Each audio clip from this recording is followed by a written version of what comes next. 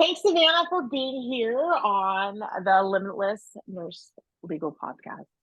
It's just like even new to me, so we're going with the name. And even if this is if you're listening to this and you're thinking, okay, did she have her name right? Does she have the title right? It doesn't matter. We are Limitless. We are nurses, and we are in the legal nurse consulting world. So there you go. We're just being real. Yes. So thank you. Thanks for being here.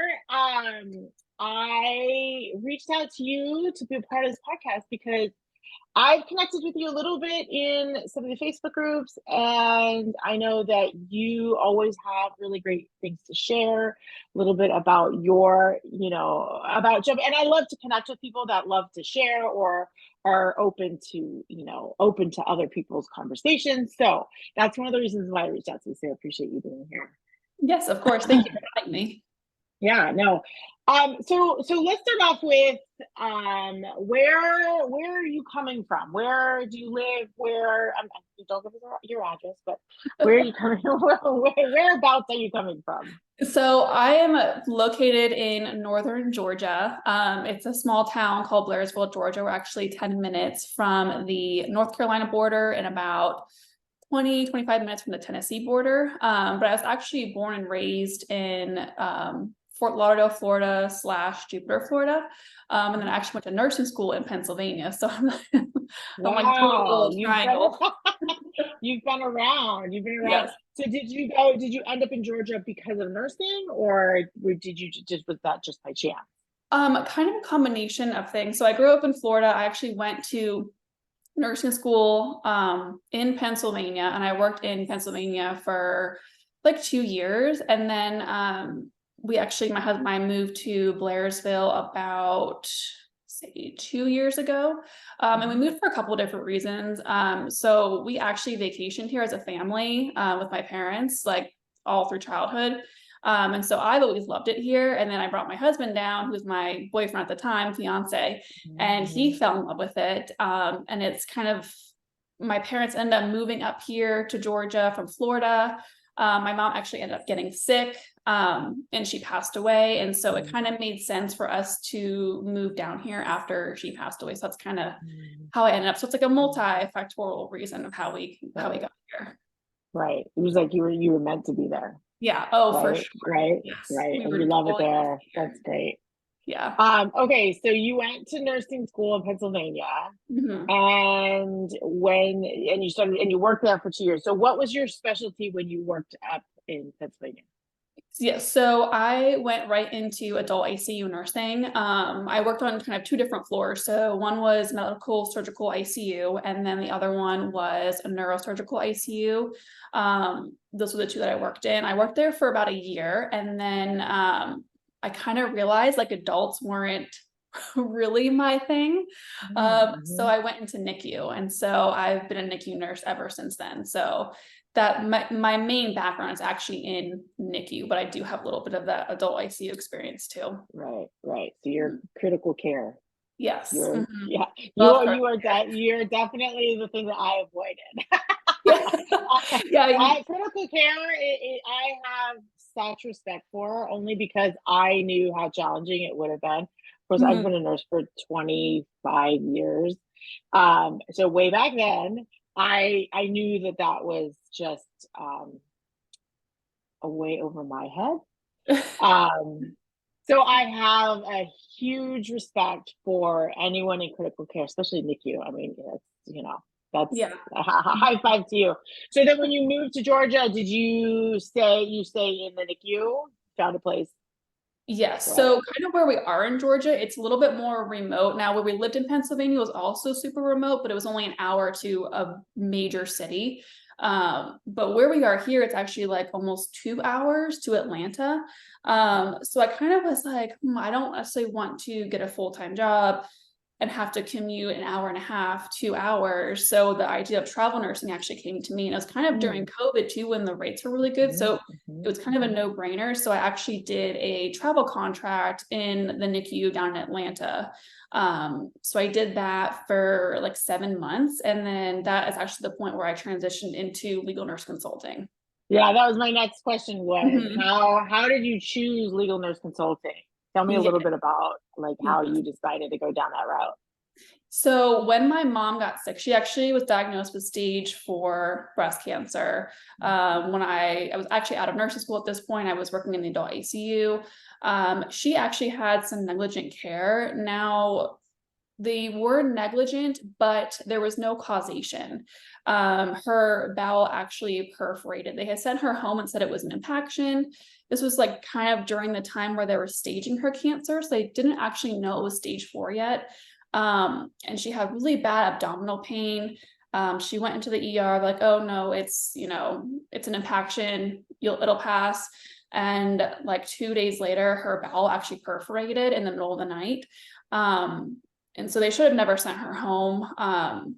Now, her bowel would have perforated whether she was at home or in the hospital. So yes, the care was negligent, but there was no causation for it. So that was kind of like my first little bit of like the legal aspect of things. I always wondered like, who was it that like went through these records for attorneys? I'm like, there's no way an attorney who went to law school knows about ICU records and NICU records. I'm like, I always wonder like who does that for them. But that was kind of as far as my thought process took me. So about, let me think, 2 years after my mom died, I was actually at my travel nursing job in the NICU down here in Atlanta.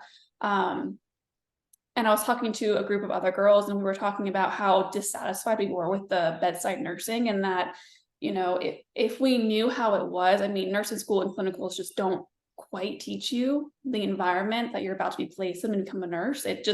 There's a huge gap there. They try their best, but there is such a huge gap there. And I was like, I think if I had to do it over, knowing the information that I do know now, I think I'd become an attorney. That was kind of the lengths it went. We all kind of shared what we would have done differently. So I got home, I was scrolling on my phone on Instagram, and I see an ad pop up for legal nurse consulting. I'm like, my phone must be listening to me.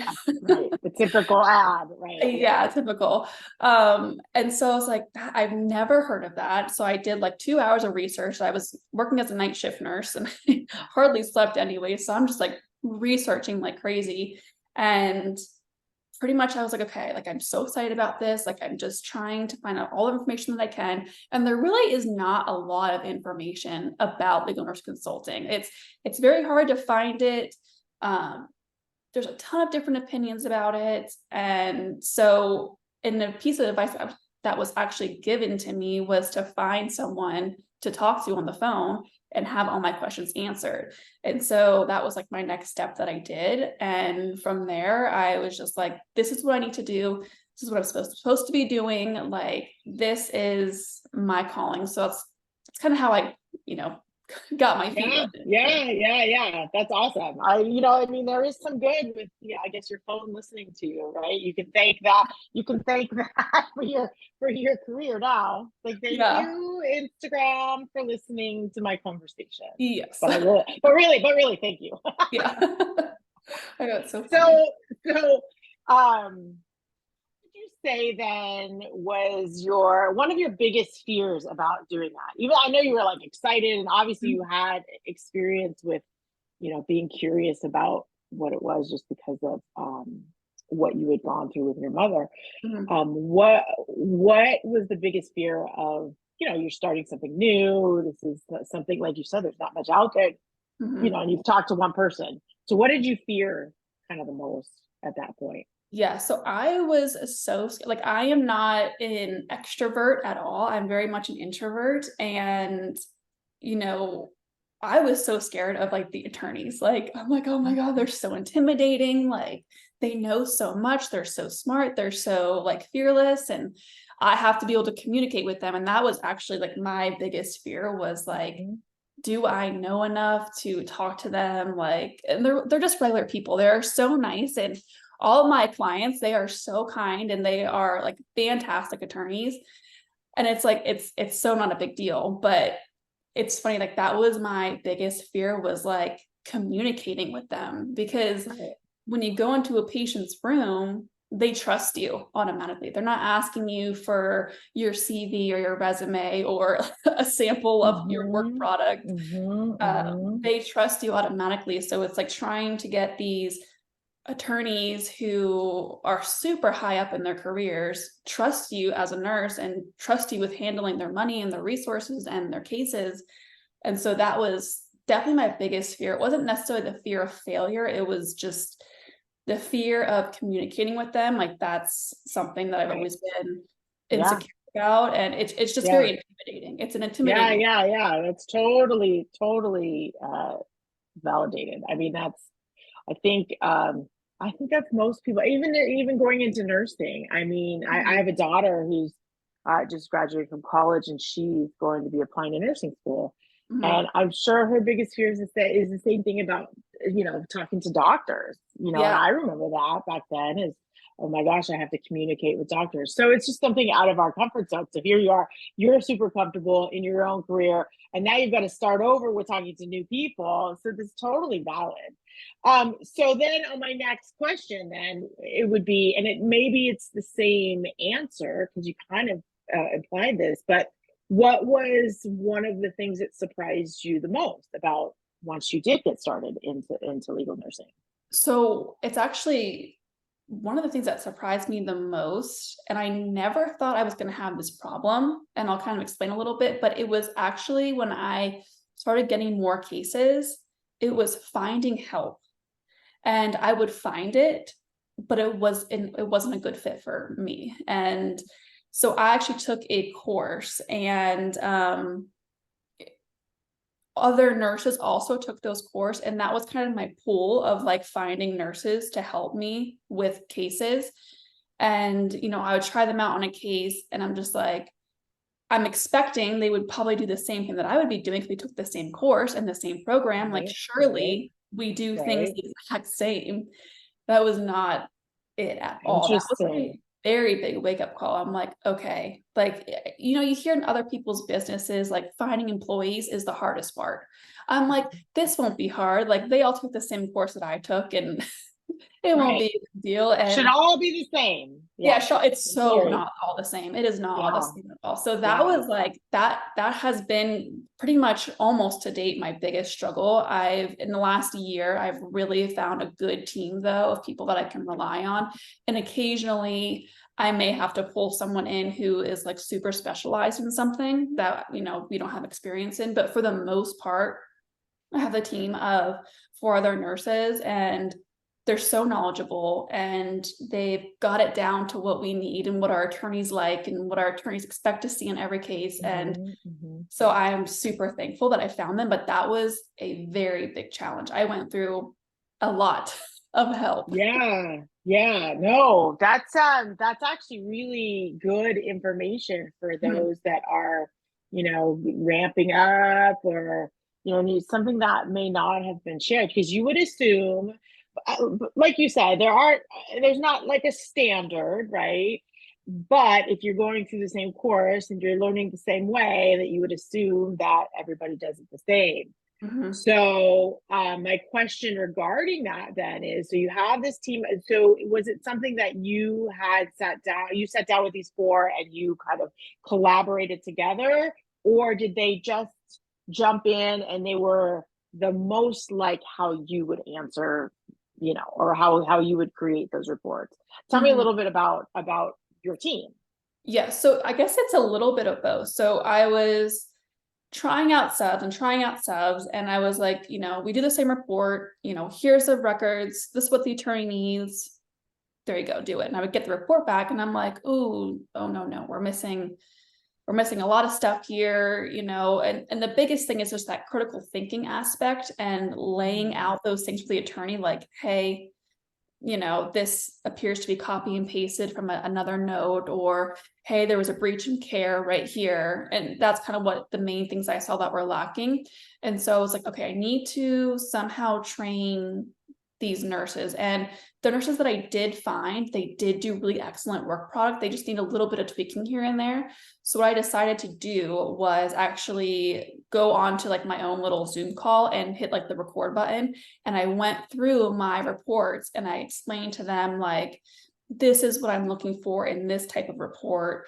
This is how it needs to be in this type of report for this type of attorney. And so I made videos. That way they can always reference it.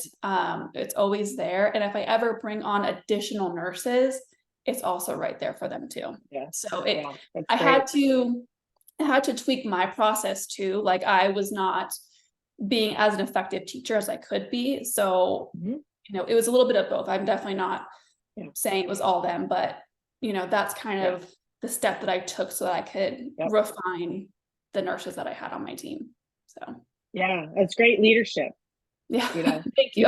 You naturally had the leadership. I have all these books back here, and about half of this is like about leadership and things like that. So I can recognize the leadership, and you like jumped right in, and that's great too, because you don't have to keep repeating yourself.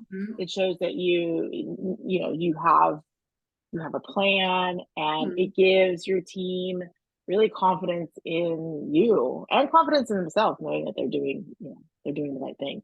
So kudos to you on that. So let's back up a little bit on when you launched your business. So tell me a little bit about your obviously you've decided you're doing this, you've trained yourself, you understand the reports. How did you launch your business? Was it a slow start? Was it a fast start? Give me a little bit of an insight of how that happened. So it was interesting because I went through a program and they kind of taught you this is what you need to do to market. And I was like, okay, so I'm going to do that. And so I started doing that, and I wasn't really getting the response I was hoping for. And so I kind of stepped out of the box a little bit, and I actually read a lot of books just about business in general and marketing in general, not so much specifically geared to legal nurse consulting, because really every business at the end of the day has an end game. They need clients and they need revenue. So I tried to bring in like a combination of different things, and that helped me learn a ton. And what I learned was it takes a lot of consistent marketing strategies and even more follow-up strategies. Like follow-up, fortune is in the follow-up is what we say.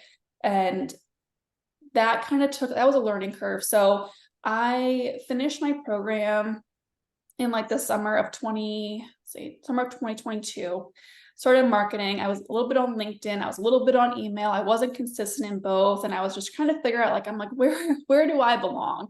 And so I ended up getting 2 clients from summer to the very end of the year in 2022. And I'm like, this is a good start. One of them was actually quite a large law firm. And she's like, I have, 20, 30 cases I can send you a month. And I'm like, great, let's do it. And they're really small cases. It's a personal injury firm. But that was really great to kind of keep me going. And so 2023 came, and I'm like, okay, I think I know which marketing strategy I'm going to use. And that was email marketing. And I was like, I'm going to stick to this. I'm going to do this. I actually purchased I hired someone to help me create this email list of all these emails, because I knew I'd have to send out a lot of emails every single day. And that's what I did. And so in 2022, I showed a negative income in my business, and 2023 went to 6 figures. So, I mean, I stuck one thing is to stick to it and do it over and over and over again. It's wash, rinse, repeat. Yeah. That's great inspiration for those that are just launching their business. And I think what I got out of that as well is that you were willing to not just move forward with what you were taught. You were willing to kind of dig deeper in that. This is the other half of my bookcase, would be marketing. And so yes, fortunately to follow up all of those things, not being afraid to follow up, not being afraid to feel like you're being too much, those kind of things. And here you are, you just proof of, you just keep moving forward. You trust your gut. Obviously your gut told you, I want to dig deeper. I want to understand how business works and not just listen to what I was taught. Right. So again, high five to you on that. Fantastic. Thanks.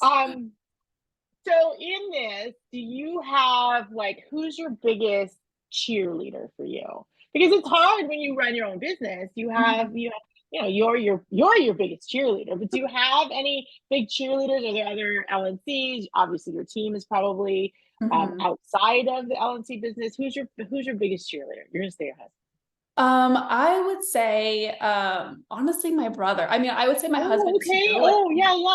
Okay. My husband's really supportive, but as far as like really diving into like business strategies, it'd be my brother. He is a financial advisor located in Tampa, Florida. And so he started his own financial firm, and that takes a lot of work. I mean, he hired people, he has interns, he's got employees now. And, he started his firm and he only had, I think, oh my gosh, I might be wrong on this, but maybe less than 5 years of experience, I would say, maybe a little bit more. And so I called him when I was first trying to figure out if this was something that I wanted to do, run my own business. And I was like, Septon, I feel like, that's his name, Septon. I was like, I feel like I don't know enough. Like, who's going to trust me? And he was like, I had the same fear. And I had to convince people to trust me with millions of dollars. And I had 2 years of experience at the time. And he's like, if I can do it, you can do it. Like, we all have those same thoughts. So he's really one that like pushes me to do more and be better in the business and look at numbers and analytics. And it's a numbers game. And so he taught me all those numbers that I needed to know. And so I'd say he's definitely like the biggest advocate. That's great. Oh, I love that. Yeah. That's so great. So you just like following in his footsteps and he's lifting you up. So you're a great team together. That's so great. I love that. Now, so you're clearly a student of your craft, right? You're a student. You want to learn business, you want to learn marketing. What would you say that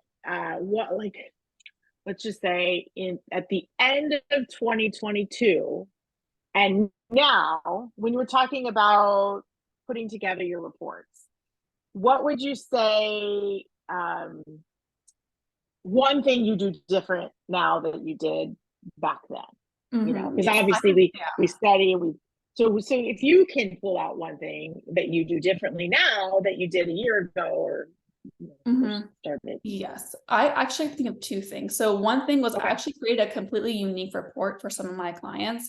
So specifically personal injury attorney. I do probably 95% of the work I do is personal injury. And with that, I mainly am writing their demand letters for them. I do a narrative, and that's like the bulk of that report for them, because it's also very cost effective rather than doing a full comprehensive analytical summary for them. I just try to condense it down to what they need to know. I try to make it very compelling for them and their client, and it's cost effective, and they can just put it right into their demand letter. And it's also enough for them to also litigate the case as well. So that's like the customized report that I do, and my attorneys really love that. It gives them just everything they need in a very condensed version, because personal injury cases, like, your run-of-the-mill whiplash or, brain, there's not as much money in that as, let's say, a trucking accident or, you become a quadriplegic or something like that. So they really just need like a very short, condensed, layout of the treatment and their diagnoses and how they're progressing. And then another thing that I do differently now is in my medical negligence reports, I kind of learned it one way, but I was like, there's something really missing in this report. And that was like a discussion of why, like, of the standard of care being breached. So I call it a discussion of liabilities. And so we go in and we number it like, failure to properly diagnose or failure to obtain lab results, things like that. And we discuss that. Why is that bad? What are the consequences of that as it relates to the patient? And it really gives a nice breakdown of everything that happened, how the patient did with that, what the scenario was in that case. And I get a lot of really good feedback on that section. So I've definitely modified some things. The bulk of it, I've kept the same, but I always just try to think like, what is going to be the easiest to read and follow and understand. And I think a lot of that comes to like when you start having nurses work for you and you get that report back from them, and that's the first time you're laying eyes on that case. And so you're like, this and this are not aligning. Like there is a gap here. Like we need to fill in the blanks a little bit. And the nurse is like, oh, I totally get that. I totally see that. Whereas when you're the one in the records doing the report, you kind of get blindsided to that a little bit because you're so involved in it, and Right. some of the information you automatically assume, whereas a fresh pair of eyes can't necessarily assume that information. So hopefully that makes Yeah. sense. It does. It does. It does. So in that same, kind of in the same note, I love the idea of the narrative for personal injury, um, and you coming up with that. So how, and you were talking about critical thinking, right? So how do you navigate that with your team? Because I always find that the narrative is always the struggle for me to display what I want it to in a way that makes sense and is condensed. And Mhm. so how do you teach your team on how to write the narrative that you are proud of or proud of sending in? Yeah, so actually one of the things that we use is called Grammarly in Mhm. our Microsoft Word. And so that really helps a lot with like sentence structure and reforming sentences so they sound a little more professional. Um, but I try to kind of tell them, the main things that you want to include are: how is the client doing? Are they still in pain? What are their diagnoses and what are the treatments that they're getting? Those are like the main things. And honestly, telling it like a story is actually it's challenging. Like it's definitely not something that happens overnight. And Yeah. sometimes I'm like, hey, you might just want to rework this paragraph. It's not making a lot of sense. But I Uh, think the more you do it, and having that Grammarly there is so nice. yeah. So Yeah. using the resources and using Right. what you have Right. available Right. Right. is really, Right. really Right. nice. Okay. That's perfect. Because it's hard to teach someone how to write when Yes. but yes, I'm a big fan of Grammarly as well. Yeah. Writing is not my most favorite subject in Me school. either. So we've had to challenge ourselves in this world. So I appreciate you sharing that. Okay, so I'm gonna talk a few tips. I know you've already shared some. So maybe I don't know if you have any more, but one of the biggest tips that you may have, well, I guess you probably did just share that when it comes to report writing, use Grammarly. Yes, use Grammarly, and just try to think outside the box and like really critically think about what's happening. And that is really the hardest part. That it's so difficult. And like I said, I feel like that came a lot better for me once I had a team of nurses working with me. And that was like the first time I like laid eyes on the cases, their reports. And I'm like, Mhm. oh, I'm seeing now like where this gap is. And when I do my own reports, because I'll do reports sometimes too, I'm like, oh, I need to add that in because that's going to make more sense if I type this in. And I'm going to bring that back in. I'm going to follow up with this. And Right. there's a lot of things going on in my So it's brain really, yeah, writing. I know. So it's really painting the picture Mhm, versus like, you do become a little bit of tunnel vision when you're looking mhm. at so many pages of Yeah. records and you can put all that information in there, but it doesn't necessarily do any good when you want to summarize it. So you're saying your tip is really to paint the picture, right? So you're using your critical thinking skills as if you were to take this large canvas and make it small and really Yes. give you the same image. I don't know. Yes. Yeah. And it just it comes with it. The more you do it, the easier it is, Yeah, and the more right. confidence you get. And Sure. again, like, every attorney is different. Like I have one client where he wants everything included, like all the records, Mm, all the encounters okay. included. And then I Uh-huh. have other attorneys. I'm like, I don't care about that. Like, I just need to know X, Y, and Z. And so Right. everyone's a little bit different, and it's Right. just trying to learn your client. And when I get on a phone with an attorney, I have a couple of questions in the back of my head that I ask them, like how they like things, like like what, do you want me Yeah. to point this out? Do you want me to include encounters that are unrelated? Do you want Right. me to summarize things, more condensed? Do you like a longer version? And I think too, like with my work product sample that I send to attorneys, it's a very detail oriented work product sample. Mm-hmm. And so those are the clients that I attract. And so it kind of creates a really nice relationship. Whereas there's other nurses who they don't spend more than 8 hours on a report, no matter how many pages there are, whether it's 10,000 pages, 40,000 pages, 100 pages, they cap themselves at 8 hours. Whereas that doesn't really work for me and my clients. They come to me for a more thorough analysis and a very detailed report. And so the hours could be so different depending on the type of report, how many pages, what the case is. And so I think that's super important when you become a legal nurse consultant, is figure out what type of client you want to attract. Are you going to attract the ones who they just need the down and dirty like report, give them what they need and leave out everything else? Or are you more like, I'm as an ICU nurse, I am very detail oriented. Sure. That's how I reflect my work, and those are the people that I attract. So there's plenty of work to go around, and there's different attorneys and different, you'll find your people. Right. That actually leads me into the next question was, what would be one of the biggest tips that you have for LNCs when it comes to owning your business, whether it be marketing or, like you said, you're finding your ideal client, marketing behind the scenes. What would you say someone that's just launching their business and they've never owned a business before, what would be your biggest tip, something that they can grab on?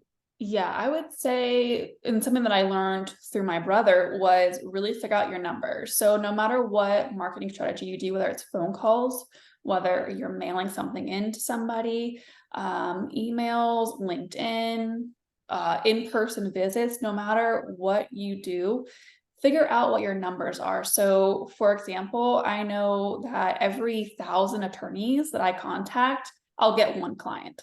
Those are my numbers. For example, for my brother, every 300 phone calls that he makes, he gets 2 new clients. So we have our numbers down. So we know exactly what we need to do in order to bring in more clients.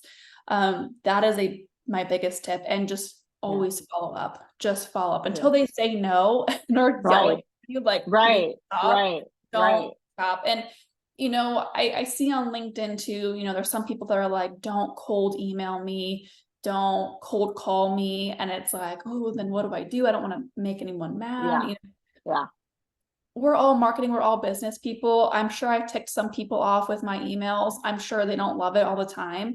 But for the clients that I have, they communicate with me via email, and that is the easiest thing for them, and that's what they love. And I'm always available for a phone call too. But again, it's about attracting the type of client. And so I'm sure, like I said, there's attorneys out there that prefer a phone call. And I'm not as natural on the phone, and I feel really awkward like calling an office in the middle of the day, and they're so busy too. And so for me, the emails have worked out, but some people like LinkedIn. I know one nurse, she gets all her business from LinkedIn, and it's incredible. And they just come to her. And so, but she follows up, and she's always posting, and she's committed to it, and eventually it'll show. So know your number and commit to one thing, and don't worry if you're pissing somebody off or, like that. It's well, like you said, your numbers are for every 1,000. You're like, okay, so I pissed 2 people off. Like if you look at 1,000 people, you pissed 2 people off. Okay, your numbers are still pretty good there. It's quite all right. All right. So really, I like that, because it gives people the confidence to be like, okay, I can do this, right?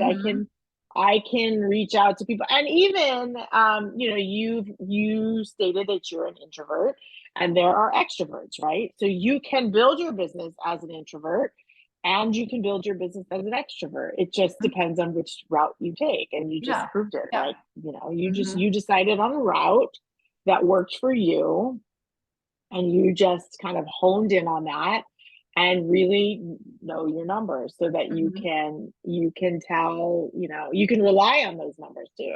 And you kind of jump in with no fear, right? I mean, that's really what you did. And here you are, you know, super successful with a team, super confident, and building it the way you want to build it, right? And and you don't have to live in a big city. You don't have, I mean, all of those things. Like you're the dream. You've got the dream legal nurse business. Like I don't live in a big city, and you know, I haven't been a nurse for 45 years, and you know, like those kind of things. Because I know for me, way back when, I had heard of legal nursing when I was a young nurse. And I always thought way back then that you had to be this nurse that had, you know, been a nurse forever in order to have the knowledge to, you know, bridge the gap between nursing and you know, law. And then as a much older nurse, you know, looking into it, I was like, wait a minute, what was I thinking? You know, you don't have to be that person. You just have to be a little bit brave and trust your gut. And really, what I love about you too is that you've built a business not as a cookie cutter business. Like you've really thought about your attorneys and, you know, customizing your reports and your team and all of those things. So I'm very grateful that you shared what you shared. I'm very happy for you in your success, and I'm appreciative that you've shared this with other people. And I look forward to seeing you just like, you know, kill it even more. Thank you. So congratulations to you. No, can you let everybody know where they can find you? Yes. So I don't have a ton of social media websites. So my actual business website is www.capitalrn.com. That's capital spelled out, CAPITALRN.com. And then my email is savannah@capitalrn.com. And I do have LinkedIn, and that's under Savannah Barnes Kerstetter. So my maiden name is Barnes. So some people still know me as Barnes. You know, my newer clients know me as Kerstetter. So I still keep the two. You got them all out there. Got them all out there. Great. So, That's fantastic. So reach out to Savannah if you need her services, or, you know, just to say hi that you heard her on this podcast. So I appreciate you, and I hope that I wish you the best. Awesome. Thank you. I wish you the best too.